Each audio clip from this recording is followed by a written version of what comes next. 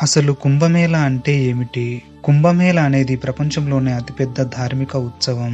పురాణ కథ ప్రకారం దేవతలకు, రాక్షసులకు మధ్య అమృతం కోసం మహాయుద్ధం జరిగింది.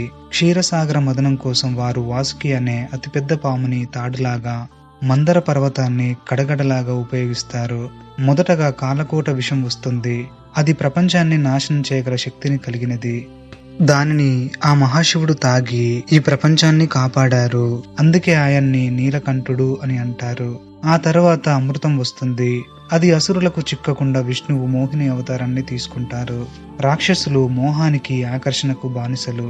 అందుకే మోహిని అనే అందమైన స్త్రీ రూపానికి మారి అమృతాన్ని జాగ్రత్త పెడతారు ఆ మహావిష్ణువు. ఆ సమయంలోనే కొంత అమృతం 4 చోట్ల పడిపోయింది. అదే హరిద్వార్, ప్రయాగ్రాజ్, నాసిక్ మరియు ఉజ్జయిని. ఈ ప్రదేశాల్లోనే కుంభమేళా జరుగుతుంది. మహాకుంభమేళ 144 సంవత్సరాలకు ఒకసారి, పూర్ణ కుంభమేళ 12 సంవత్సరాలకు ఒకసారి, అర్ధ కుంభమేళ 6 ఏళ్లకు ఒకసారి జరుగుతుంది. ప్రస్తుతం మహాకుంభమేళ ప్రయాగ్రాజ్లో జరుగుతుంది. తదుపరి పూర్ణ కుంభమేళ 2037లో, అర్ధ కుంభమేళ 2031లో జరుగుతుంది. ఈ కుంభమేళ సమయాన్ని సూర్యచంద్రులు అలాగే గురుగ్రహాల స్థానాల ఆధారంగా నిర్ణయిస్తారు. ఈ కుంభమేళలో ఎప్పుడు కనబడని సాధువులు, అఘోరాలు మరియు నాగ సాధువులు కనిపిస్తారు.